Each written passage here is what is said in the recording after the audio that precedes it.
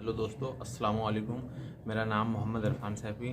तो गाइस, अज़ीज़ान किराम वक़ार रसूल करीम सल्लल्लाहु तआला अलैहि वसल्लम के अखलाक में झूठ कभी नहीं आया, वादा खिलाफी कभी नहीं आई, अमानत में खयानत कभी नहीं आई।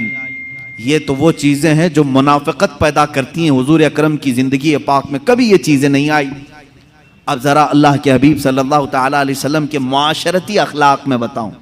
मुआशरती अखलाक का मतलब क्या है कि एक सोसाइटी में रहने के लिए कौन से अखलाक की जरूरत है, कैसी आदतें होनी चाहिए आपके अंदर सोसाइटी में रहें।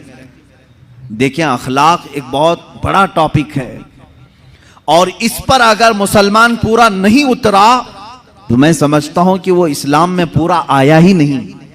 हुजूर सल्लल्लाहु तआला अलैहि वसल्लम से पूछा गया दीन क्या है, हुजूर ने फरमाया अखलाक। फिर पूछा गया दीन क्या है, हुजूर ने फरमाया अखलाक। फिर पूछा गया दीन क्या है, फरमाया अखलाक। अच्छी आदतों का नाम दीन है। और फिर एक हदीस पाक में है अद्दीन नसीहा, दीन खैर खाही करने का नाम है, अच्छा सोचने का नाम है। किसके बारे में अच्छा सोचें? लिल्लाही वली रसूलिही वलिल मुमिनीना आम्मा। हुजूर फरमाते हैं अल्लाह के बारे में हमेशा अच्छा सोचो, रसूल के बारे में हमेशा अच्छा सोचो और तमाम मोमिनीन के बारे में हमेशा अच्छा सोचो। यही पूरा दीन है, यही पूरा दीन है। मेरा अल्लाह करीम है, रहीम है, गफूर है, सत्तार है, जब्बार है, मैंने उसके मुतालिक हमेशा अच्छा सोचा, ये दीन है। रसूल के बारे में अच्छा सोचो, ले रसूल ही, मेरे रसूल आला अखलाक वाले हैं, मोहब्बतों के पैकर हैं। रसूल करीम जूदो सखा के हामिल हैं। रसूल करीम सल्लल्लाहु तआला अलैहि वसल्लम दुनिया के सबसे अशरफ आला अकमल इंसान हैं, अजमल इंसान। मैंने अच्छा सोचा हुजूर के मुतालिक, ये दीन है। और फिर रही बात मोमिनीन के लिए भी हुजूर ने फरमाया अच्छा सोचो, वलिल मुमिनीना आम्मा, तमाम मोमिनों के बारे में खैर खाई करो। यह अखलाक है और यही दीन है। अब हुजूर अकरम सल्लल्लाहु तआला अलैहि वसल्लम से पूछा गया ईमान, ईमान का एक हिस्सा हुजूर से पूछा गया, ईमान क्या है? हुजूर ने 70 शाखें बयान फरमाई हैं ईमान की। ईमान के कितने शाखें हैं? 70 शाखें हैं, 70 डिपार्टमेंट हैं। हुजूर पाक सल्लल्लाहु तआला अलैहि वसल्लम ने उसमें से एक बयान ये फरमाया, अल मुस्लिमु मन सलिम अल मुस्लिमून मिन लिसानिही व यदिही। मुसलमान तो वो है जिसके हाथ से और जिसकी जुबान से दूसरे मुसलमान महफूज हों, जिसके हाथ से और जिसकी जुबान से दूसरे मुसलमान महफूज हों, वो इस्लाम के आला अखलाक पर है। ईमान का एक हिस्सा ये है, हुजूर पाक सल्लल्लाहु अलैहि वसल्लम फरमाते हैं अन तुहिब्ब लि अखीही मा युहिब्बु लि नफ्सी, मा तुहिब्बु लि नफ्सी। तुम अपने भाई के लिए वही चीज पसंद करो जो अपने लिए पसंद करते हो। यह अखलाक है। यही ईमान वालों के साथ, मोमिनीन के साथ खैर खाही करने का मामला है, मतलब है। और अल्लाह के हबीब सल्लल्लाहु तआला अलैहि वसल्लम ने सिर्फ बयान नहीं किया बल्कि करके दिखाया है हमेशा। अल्लाह के रसूल सल्लल्लाहु तआला अलैहि वसल्लम जो अपने लिए पसंद फरमाते थे वही सारे सहाबा के लिए पसंद करते थे। गुरूर और तकब्बुर, नखुवत, घमंड, इन तमाम चीज़ों से मेरे आका सल्लल्लाहु तआला अलैहि वसल्लम बहुत दूर थे। कभी आपने किब्र नहीं फरमाया। खुद फरमाते हैं मैं सैयदुल अव्वलीन हूं, सैयदुल आखिरीन हूं, वला फख्र, लेकिन मैं इस पर घमंड नहीं करता। हुजूर पाक सल्लल्लाहु तआला अलैहि वसल्लम फरमाते हैं अना सैयदु वुल्दी आदम वला फख्र, मैं आदम की सारी औलाद का सरदार हूं लेकिन इस बात पर घमंड नहीं करता। अल्लाह के हबीब सल्लल्लाहु अलैहि वसल्लम फरमाते हैं मैं इस पर तकब्बुर नहीं करता, बड़ाई नहीं मारता। अल्लाह के रसूल सल्लल्लाहु तआला अलैहि वसल्लम ने मुआशरती अखलाक जो बयान किए हैं वह आज जरूर सुनो और दूसरों तक पहुंचाओ। सोसाइटी में रहने के लिए कौन से अखलाक चाहिए? आप एक मुआशरे में रह रहे हैं, एक मोहल्ले में रह रहे हैं, आपके अखलाक कैसे रहें? रसूल करीम सल्लल्लाहु तआला अलैहि वसल्लम की तालीमात जब पढ़ो, अल्लाह अल्लाह, मेरे आका फरमाते हैं मेरी उम्मत में से वो ईमान वाला है ही नहीं कि रात को खाना पेट भरकर खा के सोया हो और उसका पड़ोसी भूखा सो रहा हो। उसके पड़ोसी के घर में अगर खाना नहीं था और तुम्हारे घर में खाना पका था तो तुमको अल्लाह के नबी सल्लल्लाहु अलैहि वसल्लम ने फरमाया अभी तुम ईमान के दर्जे को पहुंचे नहीं, ये है मुआशरती अखलाक, सोसाइटी के अखलाक, कि जिस जगह तुम रह रहे हो अपने साथ दूसरों की फिक्र रखना। मैं खा रहा हूं तो मेरे बगल वाले का क्या हाल है, अगर वो लोग भी अच्छे हैं तो तुम भी अच्छे खाओ। आपके घर के अगल बगल पड़ोस में सारे लोग अच्छी चीजें खा रहे हैं तो तुम भी खाओ। यहां तक कि हुजूर अकरम सल्लल्लाहु अलैहि वसल्लम ने फरमाया, जब तुम सालन बनाया करो तो पानी ज्यादा डाल लो। क्यों? पतला सालन खाना अच्छा है? पतला सालन खाना अच्छा है? हुजूर पाक सल्लल्लाहु ताला अलैहि वसल्लम के तालीमात का मफहूम मैं बता रहा हूं। फरमाते हैं कि तुम जब सालन बनाया करो तो थोड़ा शोरबे में पानी ज्यादा कर लो, ताकि तुम्हारे पड़ोसियों को भी थोड़ा उसमें दे सको। और अगर कोई गाढ़ा सालन ही दे सकता है तो दे दे। ये उसके लिए फरमाया गया जो बहुत ही गरीब है और कभी सालन पका रहा है। फरमाया गया तू भी अकेला मत खा, तेरे सालन में थोड़ा पानी ज्यादा करके दूसरों को भी शामिल कर ले। ये सोसाइटी के अखलाक है। ये सारी चीजें क्या आज हम में से उठ नहीं गई? हमारे यहाँ कितने बीमार पड़े होंगे, हम में से कोई उनको देखने नहीं जाता। इयादत कई सुन्नतें खत्म कर दी लोगों ने, और खास तौर पर शहरी जिंदगी ऐसी हो गई है। मैंने देखा है शहरों की जिंदगी ऐसी है कि सेल्फिश हो गए लोग, किसी दूसरे की उन्हें परवाह नहीं, फिक्र नहीं, और दूसरों के सिलसिले में सिर्फ अपने घर में बैठ करके डिस्कस करते रहना, बातें बनाते रहना, उनकी गीबत करना, उनके घर में आने जाने वालों पर नजर रखना। यही अखलाक है सोसाइटी में रहने के। सोसाइटी में रहने के अखलाक ये होनी चाहिए कि एक जिस्म जिस तरह से हो कि अगर हाथ को दर्द करे तो पूरे जिस्म में बुखार आ जाए। अगर मोहल्ले में एक बीमार हो तो सारे लोग फिक्रमंद हो जाएं और सब दुआ करें कि अल्लाह मेरा पड़ोसी बीमार है, उसे तू जल्द शिफा अता कर।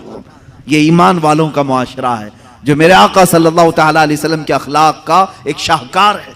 हुजूर पाक सल्लल्लाहु ताला अलैहि वसल्लम ने मदीना तैयबा में वही अखलाक पैदा किए। क्या आपको मालूम नहीं हो मशहूर हदीस, एक सहाबी के घर गोश्त की भुनी हुई सरी बकरी की आई, यानी गोश्त भुना हुआ उनके घर आया। उस सहाबी ने देखा, शोहर बीवी थे, खाने के लिए बैठे, भूखे भी थे। उन्होंने सोचा पड़ोसी को दे देते हैं। उन्होंने पड़ोस में भिजवा दिया। पड़ोस के घर गोश्त आया, उन्होंने देखा खाने के लिए लजीज है, भूख भी लगी, कहा मेरे अपने पड़ोसी को दे देता हूं। उन्होंने तीसरे को दे दिया, तीसरे ने चौथे को दे दिया, चौथे ने पांचवें को दे दिया। हर एक के पास ये अखलाक है। यहां तक के हदीस में है वो बकरी का भुना हुआ गोश्त घूमते घूमते फिर उसी पहले सहाबी के घर आ गया, जहां से वो गया था वहीं आ गया।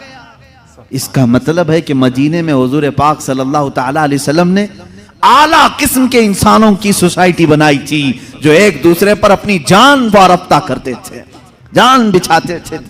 अजीज़ान गिरामी वक़ार, उन अखलाक अजीमा को वापस ले आओ। रसूल करीम सल्लल्लाहु ताला अलैहि वसल्लम के अजीम अखलाक में से ये है कि आप दूसरों की फिक्र के लिए हमा वक्त मसरूफ रहते। यहाँ तक के चंद मिसालें मैं आपको बताऊं। हुजूर पाक सल्लल्लाहु ताला अलैहि वसल्लम से एक सहाबी आए और उन्होंने पूछा, आका मैं आपको कहाँ ढूंढूं, कहाँ ढूंढूं? वो ढूंढ ढूंढ करके आए थे मदीने में, और एक जगह हुजूर पाक सल्लल्लाहु अलैहि वसल्लम से मुलाकात हो गई। हुजूर ने देखा उनको, मुस्कुराया। जवाब क्या फरमाया? मस्जिद नबवी की चौखट में, मेरे घर के दरवाजे के बाहर नहीं। फरमाते हैं उबगूनी फी दुअफाइकुम, फरमाते हैं तुम मुझे अपने कमजोर और गरीब लोगों में ढूंढो। जो मुआशरे के गरीब लोग हैं, जो कमजोर हैं, वहां जाओ, मोहम्मद तुम्हें मिल जाएगा। ये मेरे आका सल्लल्लाहु अलैहि वसल्लम ने फरमाया उबगूनी फी दुअफाइकुम, मुझे ढूंढो अपने गरीबों में, अपने फकीरों में। अल्लाह के नबी सल्लल्लाहु ताला अलैहि वसल्लम की ये अखलाक करीमा थे, आला अखलाक थे कि लोगों की मिजाज पुरसी करना और छोटे लोगों के साथ भी वक्त बिताना। यहां तक कि अदी बिन हातिम, एक बहुत बड़े शख्स का नाम मैं बता रहा हूं। हातिम ताई का नाम कौन नहीं सुना होगा? दुनिया का एक मशहूर सखी आदमी हातिम ताई, जो इतना बांटता था लोगों को कि कभी उसने ना नहीं कहा। मशहूर है कि उसके 7 दरवाजे थे महल के, एक दरवाजे से कोई आता उसको इतना दिया जाता, फिर दूसरे दरवाजे पर आता तो उतना और दिया जाता, तीसरे दरवाजे पर आता तो उतना और दिया जाता। सातों दरवाजों पर अगर कोई एक मांगने वाला आता तो सातों दरवाजों से हातिम ताई देता था। हुजूर पाक सल्लल्लाहु ताला अलैहि वसल्लम के जमाने से थोड़ा सा पहला जमाना है हातिम ताई का। हातिम ताई का वो बड़ा सखी इंसान था। हुजूर पाक सल्लल्लाहु ताला अलैहि वसल्लम के बाद फरामीन में उसकी तारीफ भी मिलती। हातिम ताई बड़ा सखी आदमी था, लेकिन मेरे आका से ज्यादा सखी नहीं है, ये बात तो तयशुदा है। अच्छा, एक सवाल किसी ने ये भी किया है कि हातिम ताई के तो 7 दरवाजे थे, 7 दरवाजे थे, हर दरवाजे पर उतना उतना दिया जाता था। मोहम्मद अरबी सल्लल्लाहु अलैहि वसल्लम का एक ही दरवाजा था। ये बड़े सखी कि वो बड़े सखी? हातिम ताई बड़ा सखी है, 7 दरवाजे बांटने के लिए रखता। एक आशिक रसूल ने जवाब दिया, मियाँ साइल को, फकीर को दूसरे दरवाजे की हाजत उस वक्त होती है जब पहले दरवाजे से पेट भरकर नहीं मिलता। यहां तो इतना दिया जाता है कि दूसरे दरवाजे की हाजत ही नहीं। आला हज़रत फाजिल बरेलवी रहमतुल्लाह ताला अलैह ने फरमाया है, इमाम इश्क व मोहब्बत बारगाह रिसालत मुआब सल्लल्लाहु ताला अलैहि वसल्लम में फरमाते, मेरे करीम से गर कतरा किसी ने मांगा, दरिया बहा दिए हैं, दुर्बे बहा दिए हैं। सरकार में न ला है, मांगेंगे मांगे जाएंगे, मुंह मांगी पाएंगे। सरकार में न ला है न हाजत अगर की है। 2 चीजें हुजूर की बारगाह में नहीं है। क्या? ला का मतलब नहीं। आया कुछ मांगने के लिए, हुजूर ने कहा नहीं चल ये नहीं दूंगा। हुजूर ने ये कभी नहीं फरमाया पूरी जिंदगी में। ला का लफ्ज हुजूर के पास हुआ नहीं किसी फकीर के लिए। और दूसरी चीज है अगर यानी मेरे पास कोई आया, मैं कहा अगर नमाज पढ़ेगा तो दूंगा, अगर रोजा रखेगा तो दूंगा। हुजूर ने कभी किसी को बांटा है तो अगर पे भी नहीं दिया, अगर तो अच्छा बनेगा तो दूंगा, नहीं। आला हज़रत फरमाते हैं, सरकार में न ला है न हाजत अगर की है। वाह क्या जूदो करम है शहे बतहा तेरा, नहीं सुनता ही नहीं मांगने वाला तेरा। उस हातिम ताई के बेटे की बात कर रहा हूं, अदी बिन हातिम। अदी नाम था, अदी। ये एक जंग में हुजूर पाक सल्लल्लाहु ताला अलैहि वसल्लम के सहाबा के मध्य मुकाबिल आया, और अदी की बहन भी थी। बहन गिरफ्तार होकर के आ गई। अदी भाग करके मुल्क शाम चले गए। वो यमन में रहते थे, यमन में लड़ाई हुई, सहाबा गालिब आए, वो यमन से फरार होकर मुल्क शाम चला गया। अदी की बहन गिरफ्तार होकर मदीने तैयबा आई। हुजूर पाक सल्लल्लाहु ताला अलैहि वसल्लम ने सहाबा से फरमाया, अगरचे वो कैदी बनकर के आई, लेकिन हातिम की बेटी है, उसके साथ अच्छे अखलाक से पेश आओ। कैदियों के साथ अच्छे अखलाक से पेश आना मेरे आका की शान है। कैरेक्टर की सर्टिफिकेट बांटने वाले आज जो अमेरिका है सुपर पावर कहलाता है अपने आप को, Abu ग़ुरैब jail, Guantanamo Bay jail, ये दुनिया की बदनाम जमाना जेल, जहां कैदियों से ऐसा सलूक किया गया है जहां जानवरों के साथ भी नहीं किया जाता। इराक के कैदी, इराक के, शाम के, ईरान के जो कैदी इनके यहां आए, उन जेलों में रख करके इतनी सजाएं दी गई, अल्लाह की पनाह। इनके अमेरिकी फौजियों ने कैदियों के मुंह में पेशाब किया है। ये तारीख में मौजूद चीजें हैं, और उनको अजियतों से ऐसा गुजारा है कि मैं बयान नहीं कर सकता उनके साथ क्या क्या किया जाता है। जानवरों से भी ज्यादा जलील उनके मुसले किए गए हैं, आंखों में सलाइयां फेरी गई। आज के जमाने में ये कैदियों के साथ इस तरह का सलूक करते हैं। अल्लाह के नबी सल्लल्लाहु ताला अलैहि वसल्लम ने कैदियों के साथ बुरा सलूक नहीं फरमाया। बदर से ही ले लें आप, जंगे बदर में तो 70 कैदी आ गए थे, लेकिन अल्लाह के नबी सल्लल्लाहु अलैहि वसल्लम ने किसी को न जलाने का हुक्म दिया न मारने का। बाद सहाबा कह रहे थे कि ये वही लोग हैं जो मक्का में सहाबा को मारते थे, कत्ल भी किया है इन लोगों ने, ये आज पकड़े गए, इनको मारें। नबी कौनैन सल्लल्लाहु ताला अलैहि वसल्लम ने उन कैदियों के मुतालिक कहा, जिसके पास फिदिया है फिदिया देकर के आजाद हो जाए, और जिसके पास फिदिया देने की रकम नहीं है वो मेरे 10 सहाबा को कोई हुनर सिखा दे, वो आजाद हो जाए। जंग में कैदी होकर के आए हैं, ऐसों को तो कोई नहीं छोड़ता। आप देख ले, बॉर्डर क्रॉस होकर के कभी हिंदुस्तानी पाकिस्तान पहुंच जाए, 40 साल तक ना पाकिस्तान छोड़ता है, ना कहीं कोई दूसरा मुल्क छोड़ता है। बॉर्डर क्रॉस कर लिया इलीगल, कैदी है वो, पूरी जिंदगी का कैदी, आज पूरी दुनिया जानती है। लेकिन अखलाक रसूल की एक मिसाल तुम नहीं पेश कर सकोगे कैदियों के साथ। कैदी जब आ जाते थे तो मस्जिद नबवी में ही उन्हें रखा जाता था। ऐसा नहीं कि उनको जंगल में, मैदान में, सहरा में बांध करके रखते। मस्जिद नबवी का एक हिस्सा उनके लिए रख दिया गया था कि जो भी जंगों में कैदी गिरफ्तार होकर के आए उन्हें यहां रखो। क्यों? इसलिए कि वो कैदी सिर्फ 2 दिन कैद में रहते, 3 दिन कैद में रहते, फिर छूट जाते। क्यों छूट क्यों जाते? इसलिए कि सहाबा के अखलाक और नमाजें जो देखते वहीं से वो कलमे पढ़ने लग जाते थे। ये हिकमत बालिगा थी मेरे आका सल्लल्लाहु अलैहि वसल्लम की। कैदियों को मोहब्बतों से ईमान की तरफ भी बुलाया, और जो ईमान लाया फिर वो किसी का कैदी नहीं, फिर किसी का कैदी नहीं। हत्ता कि कातिल भी ईमान लाया है तो हुजूर ने माफ किया है। अब अदी बिन हातिम की बात मैं कर रहा हूं। अदी बिन हातिम बाद में ये सहाबी हो गए। अदी बिन हातिम जिनके मुतालिक ये रिवायत है कि वो भाग करके मुल्क शाम चले गए। उनकी बहन को हुजूर सल्लल्लाहु तआला अलैहि वसल्लम ने आज़ाद किया और कहा जाओ तुम्हारे भाई को भी खुशखबरी दे दो कि अगर वो आ जाएं तो उन्हें भी माफ़ कर दिया जाए।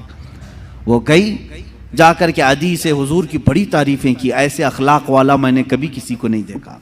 ऐ मेरे भाई चलो तो तुम मदीने मिल के आते हैं। वो अपने भाई को लेकर मदीने आई। हुजूर पाक सल्लल्लाहु तआला अलैहि वसल्लम से पहले तो मिलना नहीं चाह रहे थे। अदी जब आए हुजूर पाक सल्लल्लाहु तआला अलैहि वसल्लम ने मुसाफा किया और हाथ अपने हाथ में लेकर के ही चलने लगे। वो ईमान वाले नहीं, हाथ अपने हाथ में लेकर मस्जिद नबवी की तरफ चलने लगे। अदी कहते हैं कि मुझे तो ईमान लाना नहीं था, हुजूर पाक सल्लल्लाहु तआला अलैहि वसल्लम को सिर्फ देखने के लिए आए थे। वो अपने आला बाप के बेटे हातिम ताई का बेटा था, बहुत अच्छे अखलाक वाला हातिम ताई। लेकिन हुजूर पाक सल्लल्लाहु तआला अलैहि वसल्लम के पास जब हातिम ताई का बेटा आया है, मस्जिद नबवी जाने से पहले रास्ते में एक बूढ़ी औरत दौड़ती हुई आई। उलझे हुए बाल हैं, पुराने कपड़े हैं, धूल में हटी हुई है, लोगों को हटाते हटाते आ रही है। अल्लाह के नबी सल्लल्लाहु अलैहि वसल्लम रुक गए। सहाबा ने कहा हुजूर ये तो पागल औरत है, बदजुबान है, बहुत बोलती है, आपके पास आएगी वक्त जाया करेगी, कुछ ना कुछ बोलती रहेगी। हुजूर ने फरमाया हटो उसको आने दो। सहाबा रोक रहे थे, वो खातून आगे बढ़ती आई। अल्लाह के नबी सल्लल्लाहु अलैहि वसल्लम ने फरमाया मुझे मालूम है पूरे मदीने में उसकी कोई बात नहीं सुनता, अगर मैं भी ना सुनूं तो वो किसको सुनाएगी। अदी बिन हातिम कहते हैं मेरा हाथ मेरे आका सल्लल्लाहु अलैहि वसल्लम के हाथ में था। वो खातून आई, मिनट 2 मिनट नहीं घंटों खड़ा करके रखी रही, बात करती रही, बात करती रही, बात करती रही, और कही हुई बात वही पलटा पलटा कर दोबारा वही बातें करती रही। अदी बिन हातिम कहते हैं मैं हुजूर को देख रहा था, उस औरत की बात को ऐसे सुन रहे हैं जैसे किसी बड़े दानिशमंद की बात सुन रहे हो। बार बार उसे सर हिला करके कहते हैं हाँ अच्छा ऐसी बात है, अच्छा ऐसी बात है। अदी बिन हातिम कहते हैं ये अल्लाह का रसूल है जो सामने वाले को ये एहसास भी होने नहीं देता कि वो पागल है, ये एहसास भी होने नहीं देता कि उसका ज़हनी तवाज़ुन खराब है। वो औरत फख्र से कहती थी कि तुम लोग मुझे पागल कहते हो, दुनिया का सबसे आला इंसान मेरी बात सुनता है, सबसे आला इंसान मेरी बात सुनता है। लोगों की फीलिंग को समझा करो, किसी से थोड़ी देर बैठ करके तुम गुफ्तगू सुन लो तो उसकी फीलिंग बढ़ जाती है। अजीज़ा ने गिरामी, अदी कहते हैं मैं उसी वक्त ईमान ले आया। मैंने ऐसे अखलाक किसी के नहीं देखे जो आम किस्म के लोगों की भी बातें सुनने के लिए खड़ा हो जाता हो और उसे एहसास होने नहीं देता। अजीज़ा ने गिरामी वक़ार, मुझे आज बड़ा कल्ब होता है उन बच्चों को जिनकी माएँ रोते हुए आकर कहती हैं मेरा बेटा 2 मिनट भी मेरे पास बैठता नहीं, मेरी बातें नहीं सुनता। क्या तुम्हारी माँ पागल हो चुकी है? क्या तुम्हारी माँ बेवकूफ़ हो गई है, बूढ़ी हो गई है? आज तुम उसके पास वक्त नहीं गुजारना चाहते? बाप के पास कौन ऐसा बेटा है जो थोड़ी देर बैठे? इंसाफ करो ऐ जवानो, तुम अपने उन दोस्तों के साथ पूरी पूरी रात बिताते हो जो तुम्हारे पैसों के लालची, तुम्हारे मनसब के लालची हैं। और जिसने पूरे खून पसीने की कमाई से तुम्हारे जिस्म में ताकत भरी, उसके पास आधा घंटा नहीं बैठना चाहते। अब्बा टाइम नहीं है अभी मेरे पास, जा रहा हूं दोस्तों के पास। तुम्हारी दुनिया का सबसे बेहतरीन कोई दोस्त है, वो तुम्हारा बाप है। सबसे बेहतरीन दोस्त तुम्हारी मां है, उसके पास अपना वक्त क्यों नहीं शेयर करते? ये मेरे पास दर्द भरी हुई दास्तानों की फेरिस्त है, जो माँ और बाप सिर्फ ये चाहते हैं कि हमारे बच्चे थोड़ा वक्त हमारे साथ भी बिताएं। बुढ़ापे में हमारी बातें सुनने वाला अब कोई नहीं है। याद रखो, तुम्हारे बाप और माँ की जो तुमने जवानी में ताजीम की, ये अलग मकाम रखती है। असल ताजीम तो वो है जब तुम जवान हो और वो बूढ़े हो चुके हो। वो पूछी हुई बात को बार बार पूछ रहे हो तुमसे, एक ही सवाल को दोहरा रहे हो बार बार। तुम चिल्ला करके कहोगे अम्मा अभी तो बताया था, बार बार क्या पूछती है? ना मेरे अजीज, तुम उम्मत मुस्तफा हो। मेरे आका सल्लल्लाहु तआला अलैहि वसल्लम एक ऐसी औरत जिसके मदीने में कोई बात नहीं सुनता, एक ही बात को 70 बार सुना होगा, लेकिन कभी हुजूर ने नहीं फरमाया अभी थोड़ी देर पहले तूने कहा था ना। उसकी बात, हर बात सुनते रहे। अपने माँ बाप में से जब कोई बुढ़ापे को पहुंच जाए, वो तुमसे बार बार सवाल करने लगे, तो उन्हें यह एहसास भी होने नहीं देना कि उन्होंने तुमको इससे पहले भी कोई बात पूछी थी। हर बार नई ताजगी के साथ जवाब दो, हाँ अम्मा ऐसी बात तो है। कभी तुम्हारी मां ने पूछा बेटा सुबह नाश्ता किए थे? कहा हाँ अम्मा नाश्ता हो गया। थोड़ी देर के बाद फिर पूछी अम्मा बेटा नाश्ता किए थे? कहा हाँ अम्मा अभी तो नाश्ता किया था। फिर पूछा उसने नाश्ता किए बेटा? कहा हाँ अम्मा नाश्ता किया। ये नहीं कि अम्मा अभी तो बताया फिर पूछ रही हूं, नहीं, उसे ये एहसास तक होने ना दो कि उसने 2 बार तुमको पहले पूछा है। यह है माँ बाप की ताजीम, यह है हुस्न अखलाक। अल्लाह के नबी सल्लल्लाहु तआला अलैहि वसल्लम उनकी बातें सुनते थे जिनकी दुनिया में कोई नहीं सुनता था। इसीलिए शायर ने कहा है, लगाते हैं सीने से उसको भी आका जो होता नहीं मुंह लगाने के काबिल, जो होता नहीं मुंह लगाने के काबिल है। मेरे अजीजों, यही तो एक भरम हमारे पास है, यही तो एक आस हमारे पास है।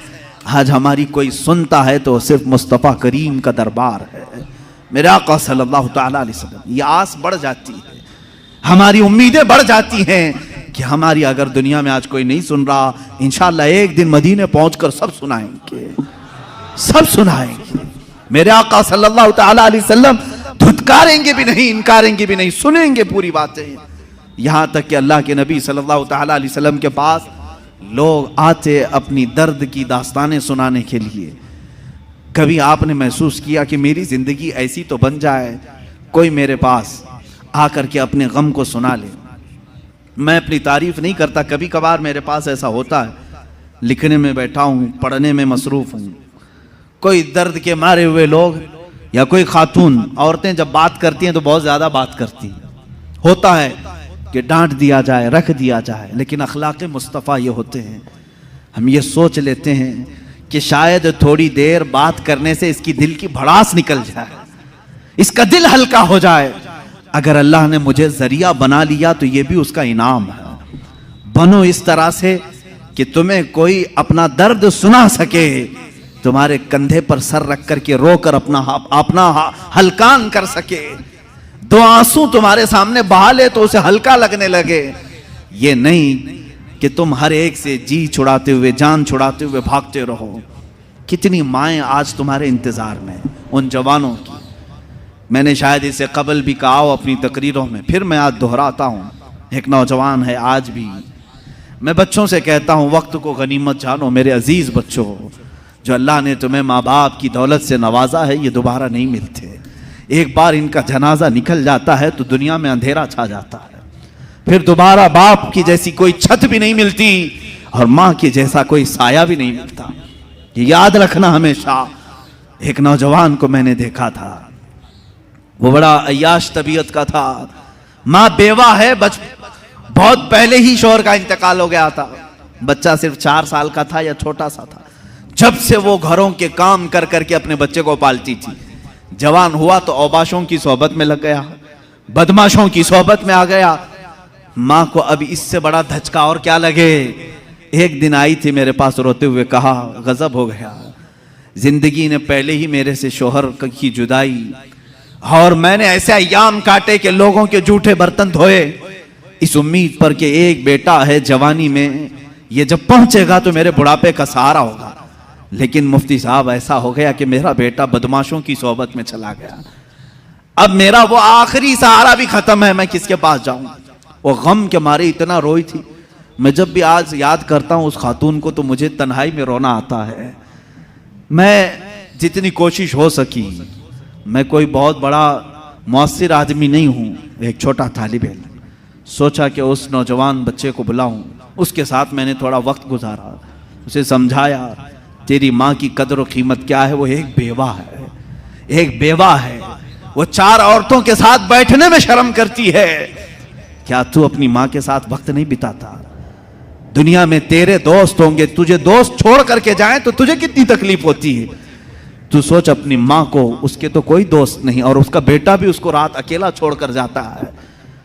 वो रोया मेरे पास, कहा कि हजरत मैं वादा करता हूं अपनी माँ के लिए मैं काम करूंगा। मैंने समझाया, दूसरे दिन कहा मैं नौकरी के लिए तलाश में चलता हूं। मुझे वो बात आज भी याद है, तकरीबन 6-7 साल हो गए होंगे। वो नौजवान है अभी भी, वो सुनता भी होगा।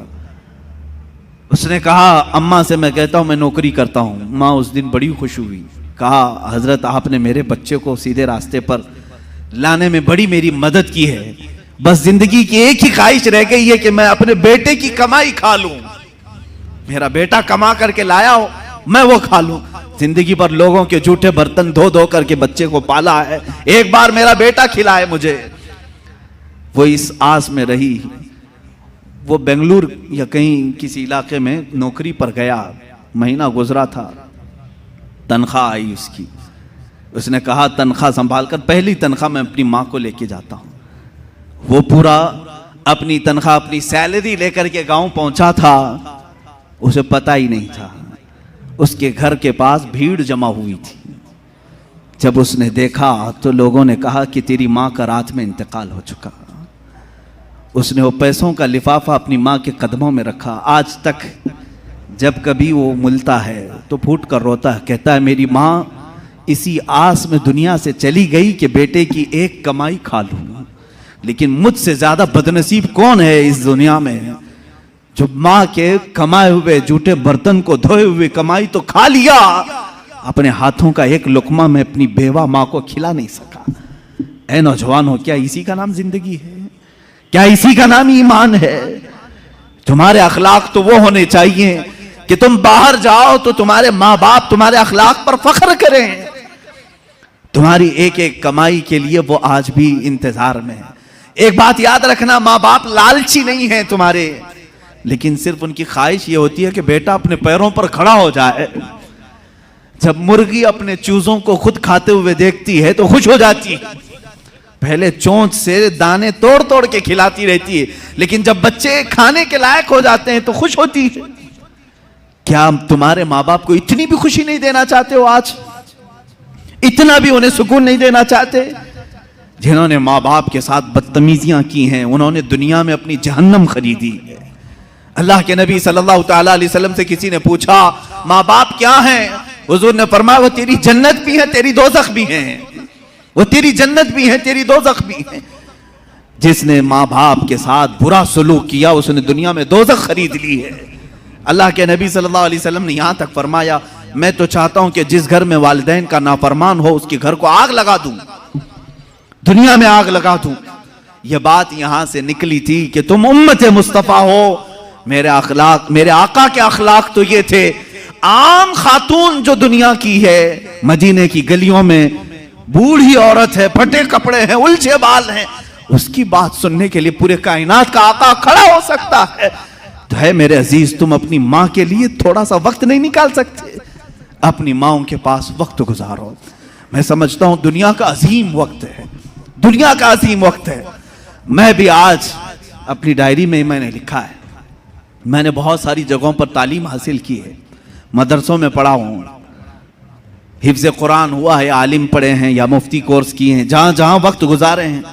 लेकिन मैंने महसूस किया है मेरी ज़िंदगी का सबसे कीमती वक्त वो है जब मेरे बाप बीमार थे और मैं उनके कदमों में बैठा रहा हूँ। उनकी आखिरी नसीहतें सुन रहा हूं, उससे बेहतर वक्त हमारी जिंदगी में नहीं आया। एक मेरे उस्ताद गिरामी, मुर्शिद गिरामी के पास गुजारा हुआ वक्त, वो मेरी जिंदगी का लुब्बे लुबाब है, हासिल कलाम है। मैं समझता हूं मेरी नजात का कोई जरिया है तो यही दो वक्त है। बाकी तो मैंने भी दुनिया में कोई अच्छा काम नहीं किया। लेकिन मेरे अजीजों, याद रखो, तुम्हारे पास, तुम्हारे वालिदैन के पास गुजारा हुआ थोड़ा वक्त तो होनी चाहिए। खुश करो उन औलाद, उन वालिदैन को। और ये भी याद रखना, आज वो तुम्हारे वालिदैन हैं, कल तुम किसी और के वालिदैन बनने वाले हो। कल तुम भी बाप बनोगे, तुम्हारे सामने भी तुम्हारे बच्चे आएंगे और तुम उस वक्त दर्द की सिसकियां लेते रहोगे। सोचोगे मेरा बेटा जवाब दे रहा है, कितना बुरा लग रहा है। उस वक्त एहसास होगा, जब मैंने मां को ताना मारा था तो मेरी मां का कलेजा क्या हुआ होगा। आज मेरा बेटा मुझे उल्टा जवाब देता है तो मैं टूट जाता हूं। मैंने तो बाप को इससे भी सख्त जुमले कहे थे, मेरा बाप कितना टूटा होगा। उस दिन तुम्हें एहसास होगा, उस दिन तुम्हें ख्याल आएगा। इसलिए अपने इन अखलाक आली